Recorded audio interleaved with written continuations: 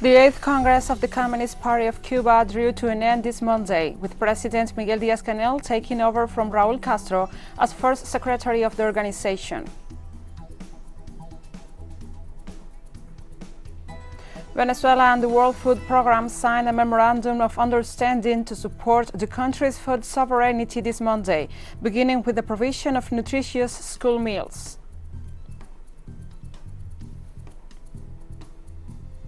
In the United States, protesters gathered in front of the Hennepin County Government Center in the city of Minneapolis as the nation awaits a verdict in the trial of the former police officer charged with murdering George Floyd.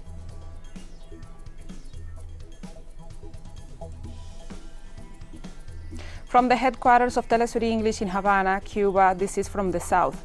I'm Gladys Quesada. The 8th Congress of the Communist Party of Cuba drew to an end this Monday, with President Miguel Diaz-Canel taking over from Raúl Castro as first secretary of the organization, in a gathering that reiterated the commitment of the socialist path of development of the Caribbean nation. In his central report, Army General Raúl Castro stressed that the election of Miguel Diaz-Canel as party leader is not the fruit of improvisation, but a thoughtful selection, describing him as a young man with a revolutionary experience to carry out these functions. The members of the new Central Committee, Political Bureau, and the Secretariat of the party were announced this Monday following their election by delegates at the Havana International Conference Center, where the 8th Party Congress was held. The major party gathering was held under the banner of continuity and saw 4 days of discussion by different working groups on the key challenges facing the organization and also the country.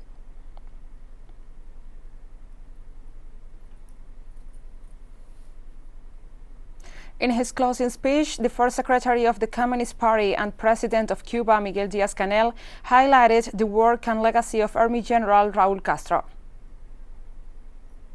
Driven and led this process of generational continuity with tenacity, without attachment to positions and responsibilities, with a high sense of duty and of the historical moment, with serenity, maturity, and confidence, revolutionary convictions, altruism, and modesty on his own merits, and with legitimacy, because Cuba needs him. He will be consulted on the most important strategic matters for the future of the nation. Residents of the Cuban capital reacted to the news that President Miguel Diaz-Canel had been elected to take over from Raúl Castro as first secretary of the Communist Party of Cuba. Election made by Raúl Castro, who chose Miguel Diaz-Canel as first secretary of the party and president of the republic. It's very good.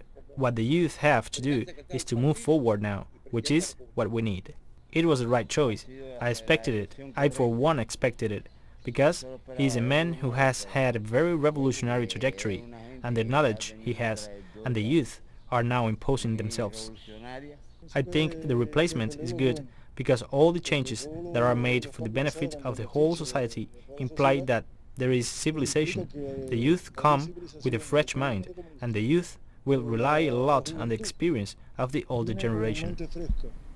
In Peru, the left-wing Free Peru National Political Party candidate Pedro Castillo is leading the polls against far-right candidate Keiko Fujimori as they prepare for the second round of the presidential elections to be held in June. According to polling company Ipsos, Castillo has an 11-point lead over Fujimori ahead of the second round to be held on June the 6th. Support for Castillo reached 42% against Fujimori's 31%. The far-right candidate is the daughter of former dictator Alberto Fujimori, currently imprisoned for crimes against humanity. She herself is under indictment for money laundering and taking bribes from the Brazilian company Odebrecht and facing a 30-year prison sentence. Polls show that 16% of Peruvians will vote blank, while 11% are still undecided.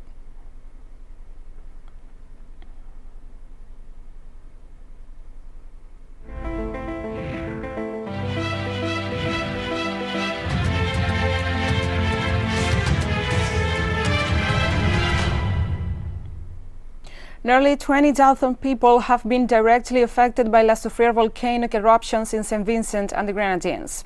The west side, which is considered red zone, is fully covered by ashes after the eruption of the volcano. La Soufrière erupted last Friday, blanketing St. Vincent, forcing some 16,000 residents to evacuate their homes to cruise ships and safer parts of the island. However, some citizens didn't leave their houses, despite that they are in a red zone, denominated like this by the Caribbean Disaster Emergency Management Agency.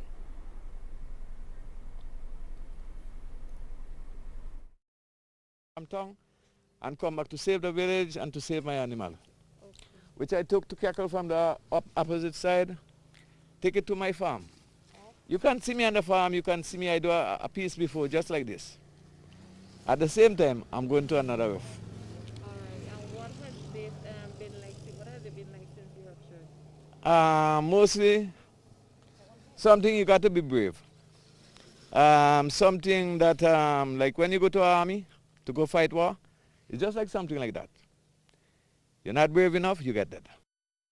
Is that you don't know when it will explode, but we do not really focus on when it will act up. We try as best as is possible to live with it, understanding that any time it can erupt, but we sleep well at nights. We go to sleep and we try as much as is possible to relax, even though it is, it could be a distressing situation. It could be unsettling. And how about the water? How's the water? There is no water since last Wednesday in the pipes, but someone came yesterday and dropped off some bottled waters as well.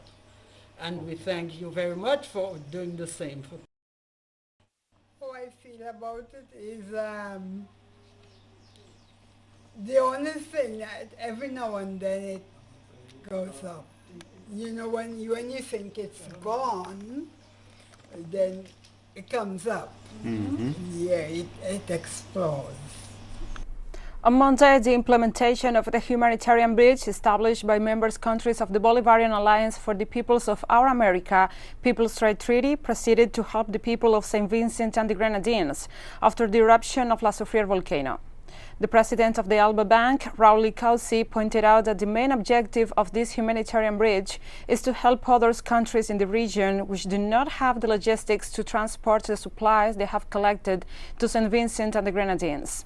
He also highlighted that Venezuela has made available a Bolivarian Navy vessel to the Caribbean nation to make trips to the islands and countries of the Eastern Caribbean to transfer water and food to those affected by the volcanic eruption. After the government of Venezuela sent 20 tons of humanitarian aid, including water, food, mattresses, sheets, and personal hygiene packages, in addition to 68 doctors and experts in natural disasters, the vessel headed to St. Lucia to transport the supplies that will be provided by that country. Cuba will also send 2 planes with humanitarian aid, which will arrive in St. Lucia due to the difficulties of landing in St. Vincent and the Grenadines.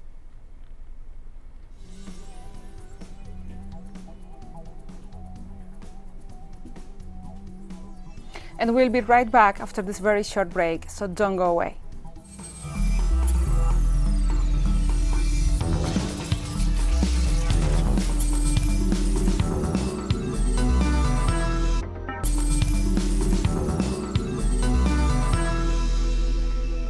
Welcome back to From the South. This Monday, Venezuelan President Nicolás Maduro Moras met with the Executive Director of the World Food Programme, David Beasley, to sign agreements on food security for the country, including a plan to help feed school children. During the high-level meeting, a memorandum of understanding was signed, whereby the World Food Programme will establish a presence in the country and commence operations that include, as a first step, the provision of nutritious school meals to children, particularly in the primary and special education schools. The agreement will also see the rehabilitation of school canteens and training for school staff on food safety practices.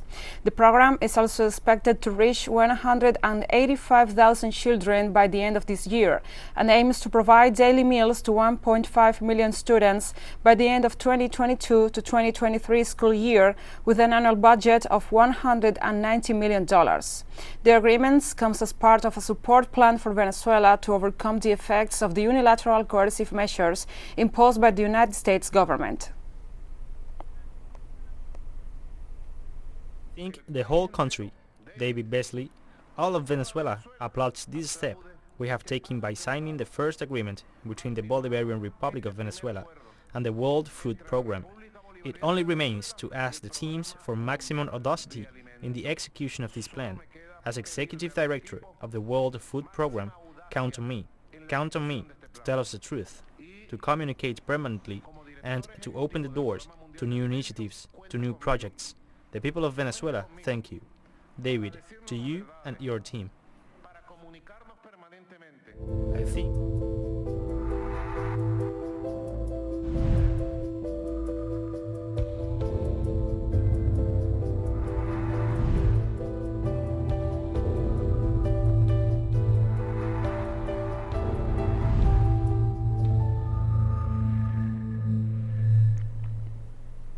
Schools opened this Monday in the Argentine capital of Buenos Aires after a court overruled a federal order requiring classes to be held online for 2 weeks due to a surge in coronavirus cases. President Alberto Fernandez criticized the judge's decision in an interview on Sunday, stressing that the court was taking measures that are the exclusive domain of a federal justice. The ruling came after a lawsuit was filed by parent and some teachers groups in the city, demanding that the decree that suspended face-to-face classes in the capital region for 15 days be immediately reversed. President Fernandez argued that the school closure was necessary to curb the fast rising infection rate, which has seen hospitals on the verge of collapse. Two teachers' unions said they will walk off the job on Monday to protest in favor of the decree requiring schools to close.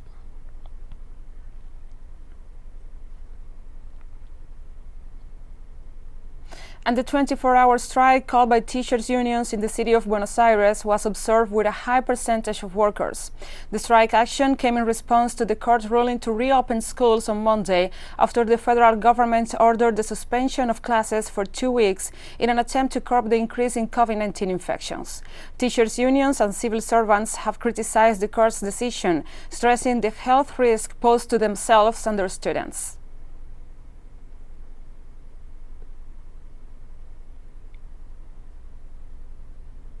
The Peruvian government renewed coronavirus restrictions in the capital Lima on Monday after the country reached a new record for COVID-19 deaths registered in a single day.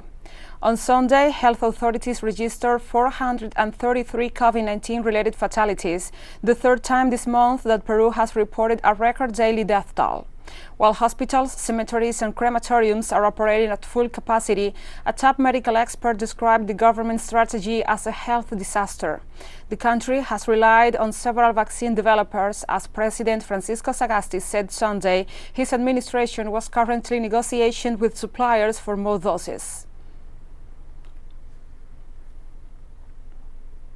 Officials in the Brazilian state of Sao Paulo on Monday received the ingredients to make 5 million doses of China's CoronaVac COVID-19 vaccine, representing an important step in a reopening plan that started late last week. The development came after more than a month of restrictions aimed at slowing the spread of the virus. On receiving the vaccine supplies, Sao Paulo Governor João Doria said the reopening was a scientific decision based on scientific guidance instead of a political one. Sao Paulo has recorded a consistent drop in the weekly infection rates, figures that authorities argue could allow for a relaxation on restrictions. Over 88,000 residents have died in Sao Paulo state since the pandemic began a year ago, and authorities have only managed to vaccinate a little over 4% of its residents.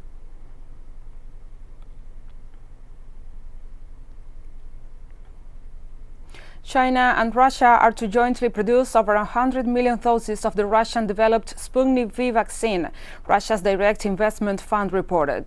The agreement involves the Chinese companies Hualan Biological Bacterine and Shenzhen Yuanxing Gentech, in whose facilities the jab will be manufactured.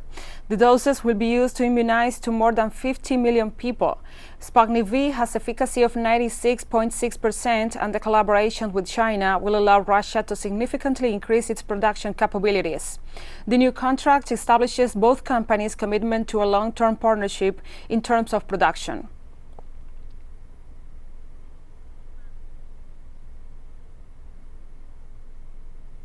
Tens of thousands of migrant workers rushed to leave the Indian capital New Delhi on Monday, following the announcement of a new week-long lockdown to curb rising COVID-19 cases. Last year, restrictions put millions of poor daily wagers out of work, with many fleeing the cities for their home villages, often on foot, with some dying along the way. The rush to get out of the city is fueling fears that those leaving could spread the virus to the rural hometowns. On Monday, the country announced it will open its COVID-19 vaccination drive to all adults from May as it battles a record-breaking spike in infections. New Delhi, a megacity of 20 million people and the worst hit city in India, has struggled to contain its virus surge, with hospitals running out of beds and oxygen supplies low. Delhi reported over 23,500 new cases on Monday, with more than one quarter of those tested returning positive results. The United Nations peacekeeping mission in the Central African Republic started inoculating its staff against COVID-19 on Monday. It's very important for us because we cannot continue to save people if we are not safe. Self-preservation is best of all, and I think we will be in a better position to protect others when we are in good health. And I think I want to encourage all the international staff to allay their fears and to come forward and take this vaccination. It is very And dogs at an airport in El Salvador have been trained to be able to detect possible COVID-19 cases among travelers. The training, which began on March the 8th and will end on April 29th, takes place at the 2nd Salvadoran Area Base, adjacent to the Oscar Arnulfo Romero International Airport.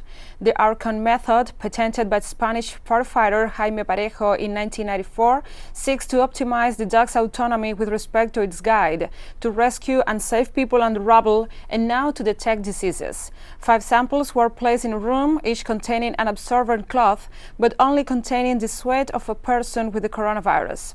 The disease was an odor that humans cannot smell, but these dogs can.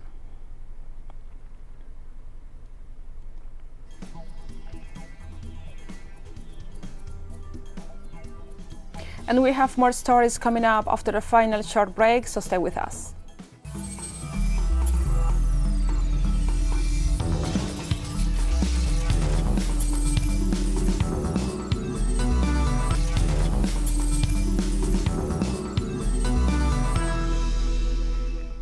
Welcome back to From the South.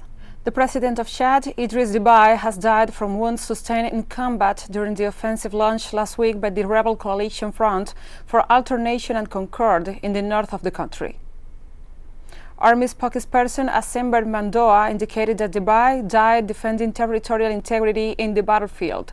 According to local media, a transitional military council was established headed by General Mahamat Idriss Déby, son of the former president. At the same time, a transition sheet will be promulgated. The authorities of the African country have decreed a national mourning for 10 days, as well as the closure of land and air borders until further notice. The 68-year-old president of Chad had ruled the country for the past 3 decades.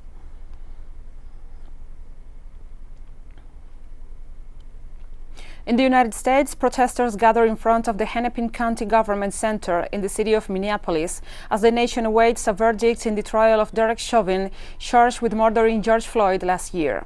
Protesters said they were worried about the uncertainty of the verdict in the trial over the death of African-American George Floyd, as the jury begins deliberating on the charges against former police officer Chauvin.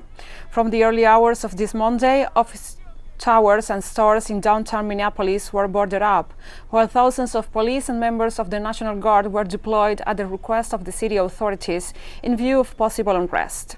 Minneapolis city leaders said they were worried about anti-police protesters, but the possibility that white supremacists might seize the moment to sow chaos.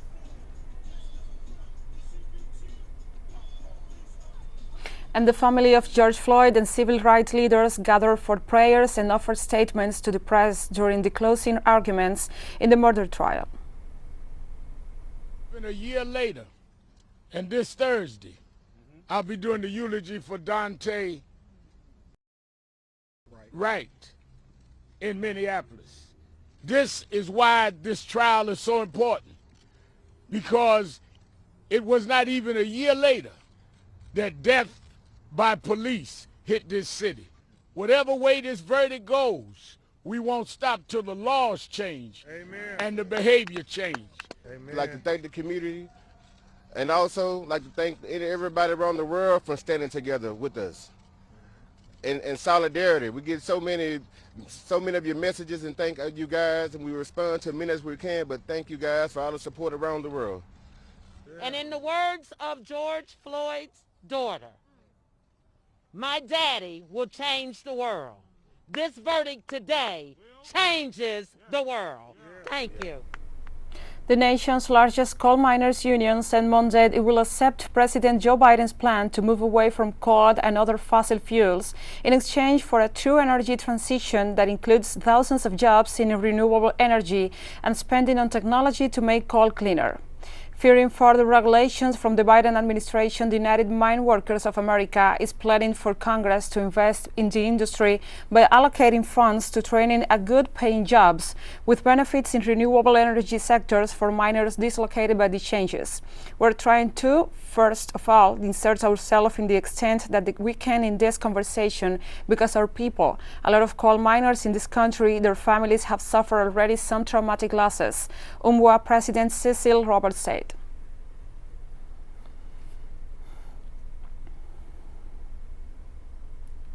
The number of migrant children trying to reach the United States from Mexico has increased ninefold since the beginning of the year, UNICEF said on Monday. The rise of 380 to over 3,000 youngsters registered at reception centers at the southern side of the border has overwhelmed the facilities, the UN Children's Agency said. Half of the children, who hail primarily from Honduras, Guatemala, El Salvador, and Mexico, have traveled without their parents. U.S. President Joe Biden has promised to reverse some of his predecessors Donald Trump's most hardline immigration policies, and his administration has allowed unaccompanied minors who arrive at the U.S.-Mexico border to enter the country.